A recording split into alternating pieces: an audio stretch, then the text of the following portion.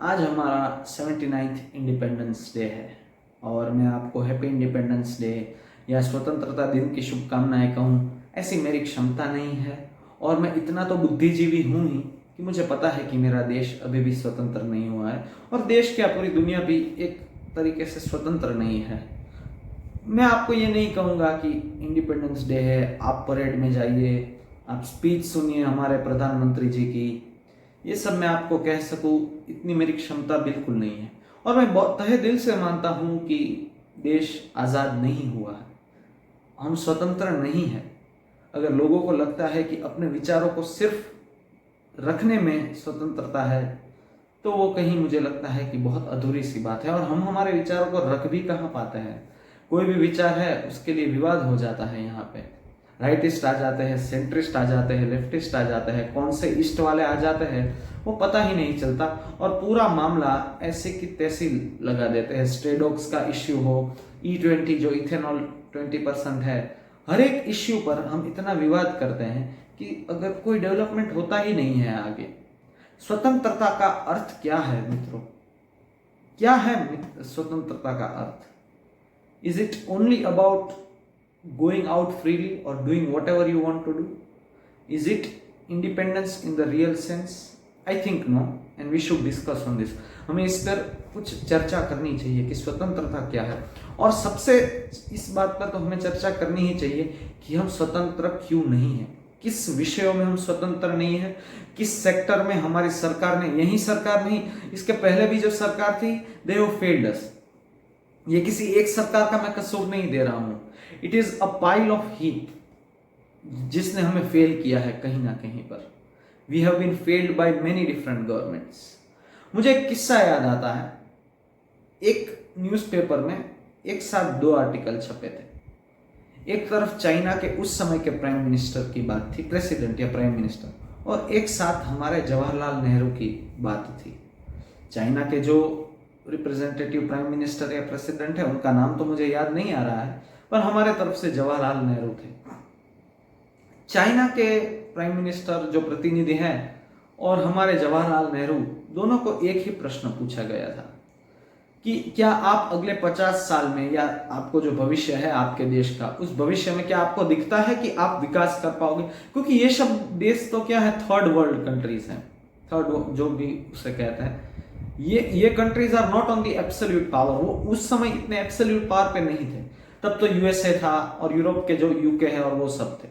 तब इन देशों को पूछा गया, हमारे इंडिया और चाइना को, कि क्या आपको लगता है कि you will be able to reach the absolute heights of development? तभी दोनों का जो जवाब था ना, वो दिखता है कहीं ना कहीं, वो आज भी उसकी प्रतिध्वनि हमें आज भी दिखती है।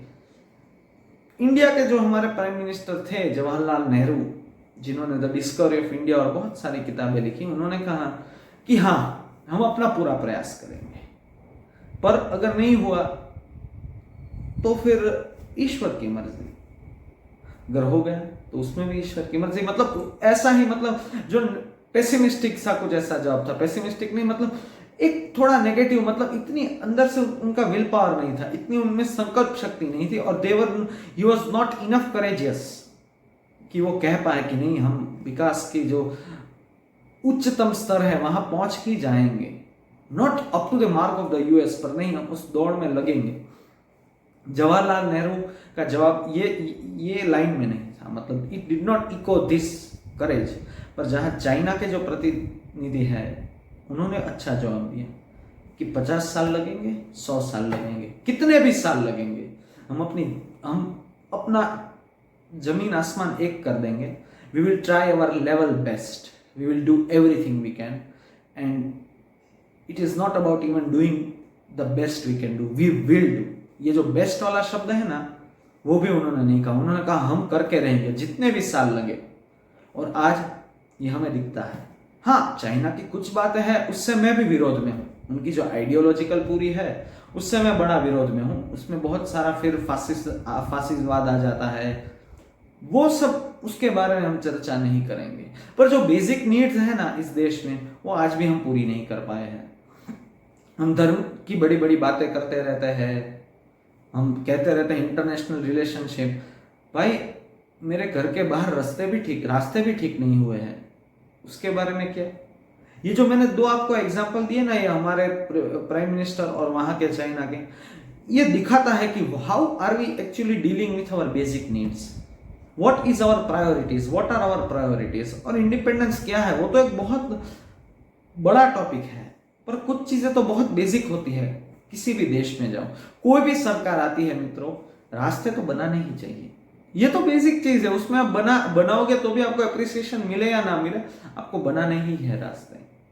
और हमारे वहां सरकार यहीं पे फेल हुई है, रास्ते ठीक नहीं है। बहुत आपको छोटा मुद्दा लगेगा, पर मित्रों मेरा 3 बार एक्सीडेंट होते होते बचा है, और मैंने बहुत सारे लोगों को सोशल मीडिया पर भी देखा है, और बहुत कुछ लोग ने मुझे मिलकर भी बताया है, हमने चर्चा ही की है। लोग कहते हैं कि रास्ते पर निकलने से हमें डर लगता है। ये है हमारे देश की सच्ची identity, this is the real India. ये फिजिकल एक्सपीरियंस कि भाई रास्ते पर निकल नहीं पाते हैं।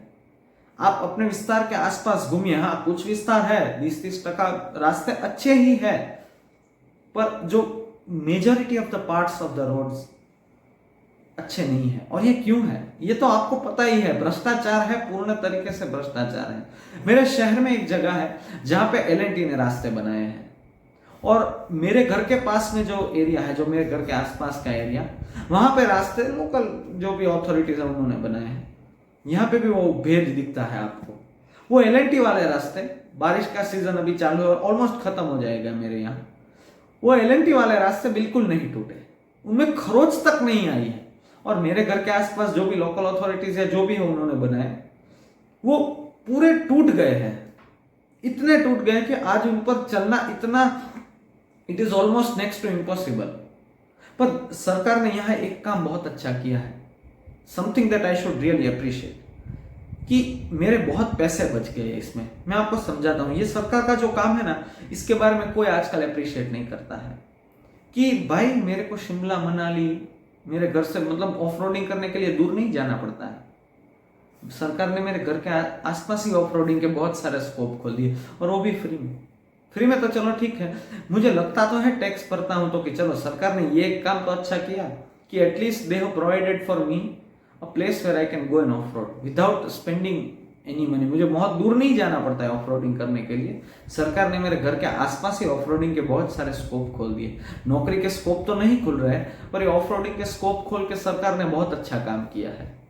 ये मुझे एक लगता है कि इस बाबत में हम स्वतंत्र नहीं पहुंच पाए हैं।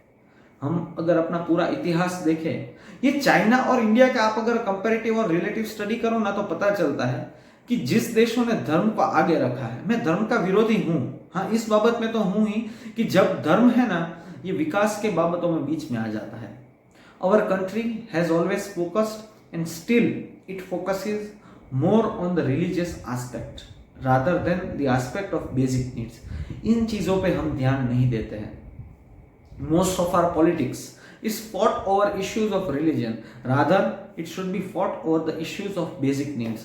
बहुत सारी आइडियोलॉजिकल चीजें हैं, बहुत सारे बदलाव आ सकते हैं। हर एक आदमी एक तरीके से नहीं सोच सकता, पर हर एक आदमी रास्ते पर तो चलेगा ना, खाना तो खाएगा ना, गोलियां तो लेगा ना। उन चीजों में the government has failed us somewhere, and I think almost everywhere the government has failed us, not just this government, the past governments have also failed us। और मुझे लगता है जो आगे भी आएंगी ना, वो भी इसमें कुछ खास नहीं कर पाएंगी, क्योंकि the people on the power, as soon as they come on the power, they don't get corrupt। Power does not corrupt people, the people corrupt the power। So यह एक मुद्दा मुझे लगा कि आज चर्चा की जाए, और दूसरे कुछ मुद्दे हैं अब हम चर्चा करेंगे। मित्र, स्वतंत्रता क्या है? आज हम कुछ बोल नहीं पाते हैं। आपने देखा है कि आप बोल पाते हैं क्या सरकार के खिलाफ? आप सरकार के खिलाफ बोलने के लिए आजाद है। बहुत लोग बोल रहे हैं, बहुत यूट्यूब पे बोल रहे हैं, अलग अलग जगह पे बोल रहे हैं, पर is it actually reaching the audience? The national media has totally censored people who speak against the government, और the people who speak against the government are termed as anti nationalists, which is wrong. आज जो कुछ सच्चे मुद्दे हैं उन पर कोई प्रकाश ही नहीं है, ही नहीं, कोई देख ही नहीं रहा है। बच्चों को school,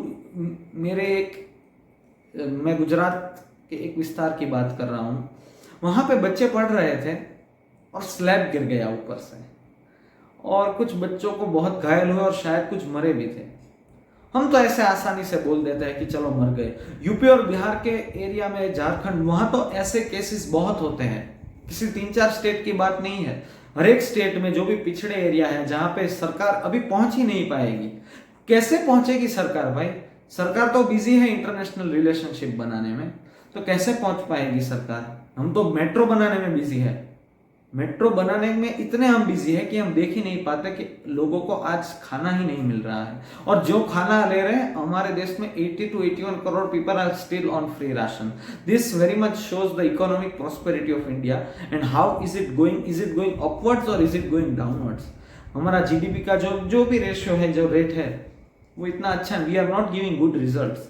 this government has, specially this government has failed us economically as well. So ये सब कुछ मुद्दे हैं कि हमें बेसिक नीड्स ही नहीं मिल पा रहे हैं। स्वतंत्रता का अर्थ क्या है? स्वतंत्रता वहां है जहां everybody agrees, at least we agree to disagree, जो आज नहीं हो रहा है। जो स्ट्रे डॉग्स का पूरा इश्यू है, वहां पे हो क्या रहा है? कुछ लोग कुत्तों के लिए मरने के लिए तैयार है, इतने रो रहे हैं, इतना रो रहे हैं कुत्तों के लिए, और लगता है कि नहीं भाई, इनके अंदर हृदय है। कुत्तों के लिए है तो ठीक है, चलो कुत्तों के लिए तो है। कितने ब्रिज टूट रहे हैं मित्रों, कितने सारे ब्रिज टूट रहे हैं, इसकी कोई गिनती ही नहीं है। गुजरात में रिसेंटली 2 ब्रिज टूट गए। इसका मुआवजा कौन देगा? मुआवजा का अर्थ क्या है? आदमी चला गया, आप 2-3 लाख, 4-5, 6-7 लाख कुछ भी दे दो, मुआवजा इसे नहीं कहते। सच्चा मुआवजा वो होता है कि the government comes up, the home minister और any minister who is responsible for any loss must come up and say that this thing is not going to happen the next time. क्या इस government में ऐसी ताकत है? क्या BJP के कोई भी लोग बोल पाएंगे? Can Gadkari stand up and say the next time कि भाई एक भी रास्ता नहीं टूटेगा, I take up the responsibility? ठीक है, 100% आप अवॉइड नहीं कर पाएंगे। Can you even take the assurance of 90% और 95%?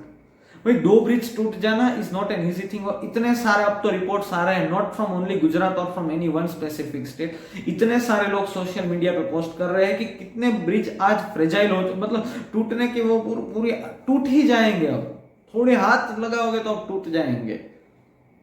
Can this things be solved in our country? Can we speak against the government at any point of the time? क्या इस चीज में भी हमें स्वतंत्रता मिल सकती है? और आज हम लोग क्यों धर्म पर इतना फोकस कर रहे हैं? एक कोई आदमी, उस पर थ्रेट आ रही है, उसके बारे में लोग बोल रहे हैं, उसके पीछे लोग भक्त की तरह दौड़े जा रहे हैं। हमारे देश में कब हम रुथरफोर्ड, न्यूटन, आइंस्टाइन, इन लोगों को पैदा करेंगे? कब? मैं तो इंतजार कर रहा हूं कब ये देश ऐसे लोगों को पैदा करेगा। इस देश ने पहले ऐसा किया है जब ये देश धर्म और विज्ञान दोनों पर फोकस करता था। इस देश का अगर आप इतिहास पढ़ोगे तो इस देश ने हर एक सेक्टर में से वैज्ञानिकों को जन्म दिया है। Language also has some scientist, उन्हें लिंग्विस्ट्स कहते हैं। They are actually in one sense the scientists of language. हमारे पास तो कितने सारे ऐसे लोग थे, हर एक आप फिजिक्स, केमिस्ट्री, मैथमेटिक्स, कितने लोग थे। रामानुजन के बाद आप क्या कोई नाम ले पाएंगे? Aryabhatta has invented zero. उसके बाद आपके पास कोई थियरी है? नहीं है। When are we going to focus on things of development? When are we still going to focus on some useless बाबा? उन्हीं बाबाओं पर हम, अगर हमारा फोकस आज भी उन पर ही है, ये नहीं चलेगा। इस ऐसे देश आगे नहीं आता है। और मैं नेशनलिस्ट बिल्कुल नहीं हूं मित्रों, मैं आपको यह कहता हूं कि I think of the world as one place. जो जॉन लेनन ने कहा ना अपना, आप उसका, जॉन लेनन द बीटल्स का जो गायक है, उसका आप एक संगीत सुनना, imagine all the people living together. सारे लोग एक ही देश मतलब बनाकर रह रहे हैं। The whole world is the one country. If we want to come forward, if we want to really develop in the real aspect, we all should come together. जो ये लोग आज कुत्तों पर जो आगे आए हैं, क्या वो लोग बोलेंगे कि ब्रिज टूट गए हैं तब ये लोग इतना रोएंगे? Will they do? गुजरात में एक केस हुआ था, मैं गुजरात का हूं इसलिए कुछ बातें अगर फोकस करूं गुजरात की, तो आप मुझे उस बारे में प्लीज डोंट जज me on that thing. TRP case आप लिखना गूगल पर, टीआरपी केस 27 से ज्यादा लोग या 25-27 जितने लोग मर गए थे। उसमें सरकार की गलती थी क्योंकि सरकार ने वहां भ्रष्टाचार किया था और the NOCs were not taken perfectly, non objection certificate. बाद में तो बहुत कुछ चीजें हुई, पर उसके बाद भी तो 2-3 जगह पे आग लग गई और वहां पे भी कुछ लोग मर गए। जो मोरबी का जो एक केस हुआ था गुजरात में, वहां पे पुल टूट गया और बहुत सारे लोग मर गए थे, more than 150 people they died, and there was a big thing that the government was involved, and anybody did not speak, and the biggest tragedy was that after 3 months 3 महीने बाद ही वहां पे इलेक्शन था और BJP won with more than 50,000 lead, 50,000 से ज्यादा की lead उन्होंने वहां ले रखी थी. So this is what hurts me the most when we see people around taking advantage of independence. कुछ भी बोलना, why are we focusing on religion? This is my main point here that I am trying to explain कि इतना हम धर्म पे क्यों focus करते हैं. I believe religion is a good thing, पर ये इसे रिलीजन नहीं कहते हैं मित्रों, धर्म इसे नहीं कहते हैं.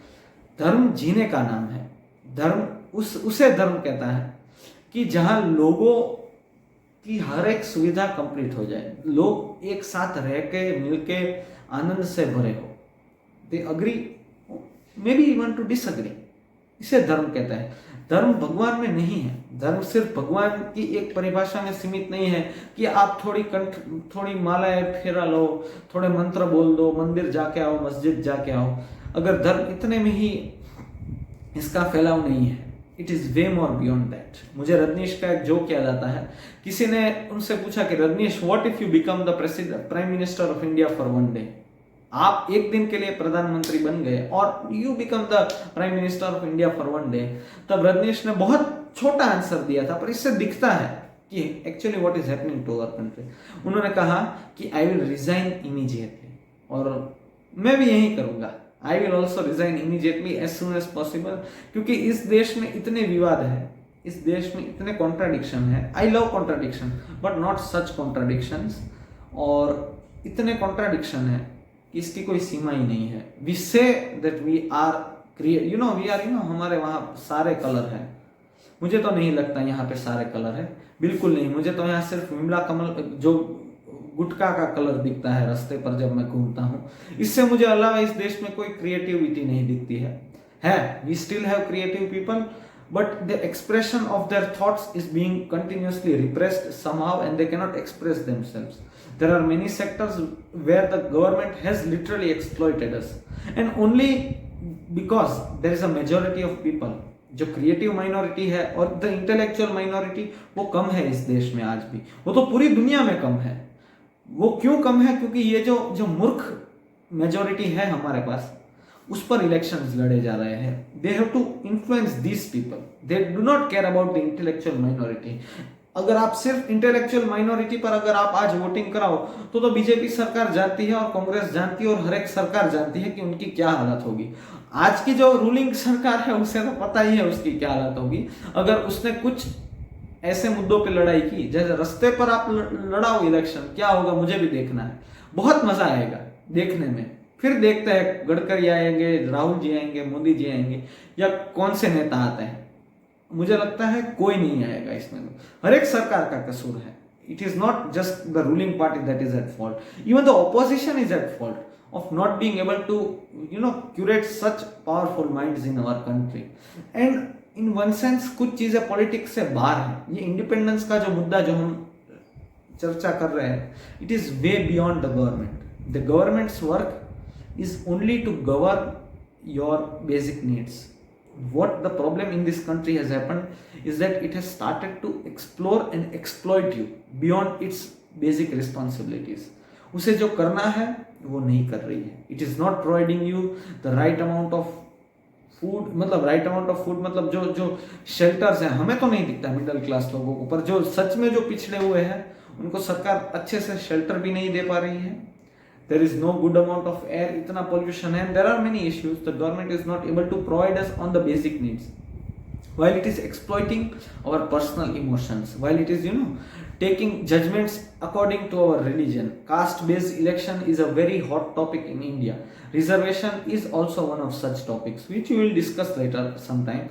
But this is what I feel कि religion पर इतना क्यों हम फोकस करते हैं. We judge everything according to one criteria. We still are much unaware of how the election really works, how voting works, and to an extent democracy, the very idea of a democratic election is also very controversial, is also very, ये mathematically भी बहुत जगह पे prove हुआ है कि every time it does not work. It does, democracy is a very, कोई method ही नहीं हो सकता है ऐसे तो. We should focus on the real issues. There is something beyond the government, or every time the government is not at fault. Yes, every time the government is not at fault. I am faulty if I don't wear an helmet. The government does not have to make any law. अगर मुझे belt पहनना है तो मुझे पहनना है, उसमें सरकार को मेरे जीवन की परवाह है या नहीं, उससे मुझे कोई इश्यू नहीं है. Why should the government make such strict laws about wearing helmet? वो तो मुझे पहनना ही है ना, मुझे अपना जीवन बचाना है. तो कुछ चीजें हमारे भाग में, it comes in our part, and many things come in our part. But the problem arises when the government starts exploiting such majorities of people who are not much educated. And education is not something I mean by degrees.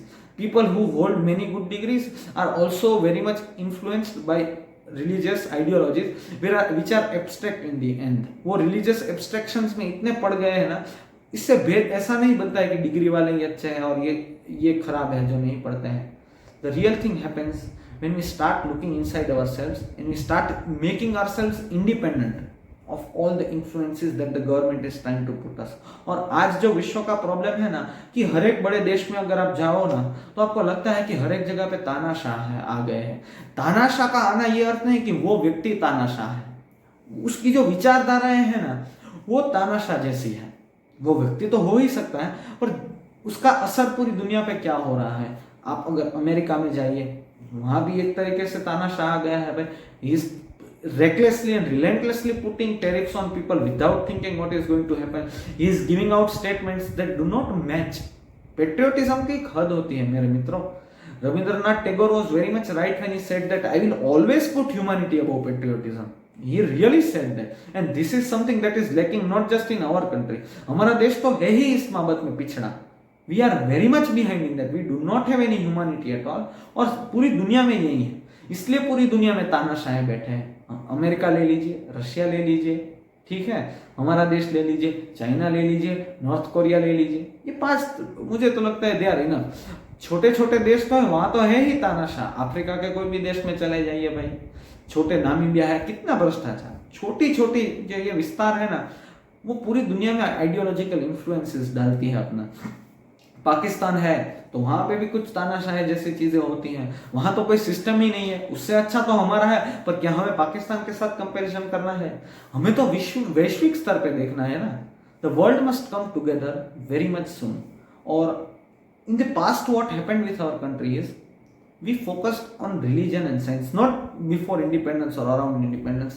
These things are very old, when we really used to produce people who were Rutherfords and who were Newtons in the real aspect. This country has given many things. और मित्रों, आप अगर आप पढ़िएगा ना तो आपको पता चलेगा what this country has given in the real aspect. I'm not very patriotic at all, but this country has given many great scientists, many great writers, not before 70 years. These are very old things which we do not read anymore, and it is fine if you don't read anymore, but you should. Some things are very good. Every beautiful thing must be looked at. और अभी तो इतना बदसूरत है ना कि शायद हमें पास्ट में ही जाकर कुछ चीजें देखनी पड़ती है. और यही भी हमारी ट्रेजेडी है कि नहीं भाई, ये देश पहले तो बहुत अच्छा था. अरे क्यों, अभी अच्छा क्यों नहीं है भाई? और पहले का देख ही क्यों रहे हो? But what I mean to say is we should focus both on religion and science. Science is like, consider a circle, and in middle of the circle there is a fortress, there is a point. जो बाहर की जो पूरी जो रेखा है ना वो विज्ञान है. और अगर आपको फोर्ट्रेस, अगर वो पॉइंट पे पहुंचना है ना, तो वो पॉइंट हमारा धर्म है. वो रास्ता विज्ञान से होके जाता है. आज हमारे देश में विज्ञान की तो पूरी कमी ही है, पर आज हमारा फोकस इस धर्म पे हो गया है. ये बाबाओं का जो पूरा धंधा चला है ना, ये हमारी स्वतंत्रता को बिगाड़ रहे हैं. सच्ची स्वतंत्रता विचारों की स्वतंत्रता होती है. कुछ भी सोचना वो स्वतंत्रता के भाग में नहीं है. It is not a part of independence. It is really looking at the real thing. जो कृष्णमूर्ति ने कहा ना कि सेल्फलेस अवेयरनेस. सेल्फ मतलब जो देख रहे हैं. It is not about analysis. देखना है दुनिया में कि ये जो war, what about this wars that are happening around the world. Do we ever focus and question ourselves? What are these wars about? Who actually profits out of it? Does any of the Putins or any of the Zelenskys ever go out inside on a war? Has Modi ji ever stepped on a war field or a battlefield to ever shoot a gun, or even to take a look at what is the real situation. No president or no prime minister does these things. Not even Trump or anybody. Nobody has done these things. I think they should go and take a look, and you should really read. We should discuss on these things, how businesses are being profited by war itself. That is the real independence of looking at how crooked our system is. कितना बिगड़ा हुआ हमारा system है, और ये system की बात ही क्यों. The real independence happens when you come out of a system. Any belief system, anything that gives you a belief system is your enemy. The real independence comes when you stop looking at things and analyzing them. When you simply look at things and you get the truth out of it. और सच क्या है और गलत क्या है, इन दोनों के बीच में आप एक्चुअल सेंस में कह सकते हो. You are very much aware of what is right and what is wrong in all the cases. आप यह कह सको, और यह कहने की आज़ादी भी होनी चाहिए. यह मुझे लगता है सच्ची स्वतंत्रता है. इसके लिए हमें बहुत काम करना पड़ेगा. हमारे देश को तो करना ही पड़ेगा. आपको लगेगा कि यार ये मैं कह रहा हूं कि America is developed. No, America is not developed. Development is not in the aspect of road. वो तो है ही, वो बेसिक नीड है. वहां उन देशों में मटेरियलिज्म पर बहुत फोकस हो चुका है. वो भी गलत है. रास्ते होने चाहिए, अच्छे हैं, पर उससे अलावा भी स्वतंत्रता की कुछ चीजें हैं. क्रिएटिव माइनॉरिटीज होती है, क्रिएटिव थिंग्स होती है, साहित्य है. ठीक है, उन चीजों पे हमारे देश में फोकस नहीं होता है. We still are focusing on things that are of a very very bad level, of a very बहुत गंदी चीजों पे आज भी हमारा फोकस है. Our literature is not up to the mark. Through the world these things are happening because the world is one. आज अगर वन नहीं है तो भी वन ही है. पूरे दुनिया में तानाशाही चल रही है. ये भी देखने जैसी चीज है. Still there are borders, but borders are only physical. Mentally we are all the same. Even if you go to France, even if you go to UK और anywhere, religion is becoming a barrier. Not a barrier. Religion is still creating barriers between people. Maybe people are creating barriers between each other, but it is through religion. There is some problem within people, and this is something very serious that is happening. It is not about only India or any one place. आप कहीं पे भी जाइए, man is a man. Gujarati में एक कहावत है कि कागड़ो तो काड़ो जो गमे यहाँ जाओ. मतलब कौवा तो आपको काला ही मिलेगा, आप पूरी दुनिया में घूम के आइए. तो कहने की यह चीज है, violence is there everywhere. The real independence is when you can see this things and when you can escape yourself from this. ये जो मैट्रिक्स है ना, उसमें से आप अपने आप को कैसे जल्दी आजाद कर लेते हो, और इन सब चीजों से अलग होकर क्रिएटिवली कैसे जीने की एक अपना मार्ग बना सकते हो, यह देखने की क्षमता को इंडिपेंडेंस कहते हैं. I still believe there should be good roads, but I don't believe that there should be so good roads, there should be so development like Dubai है. It is developed, but it is overdeveloped. उसमें और चीजें नहीं है. Once we focus on some good roads, अच्छा खासा कुछ development, then we will also think about religion. Then we will see what religion can bring between us, the harmony, the symphony between us. Then we can still focus on nature and everything. Both things should go hand in hand rather than one place dominating the other.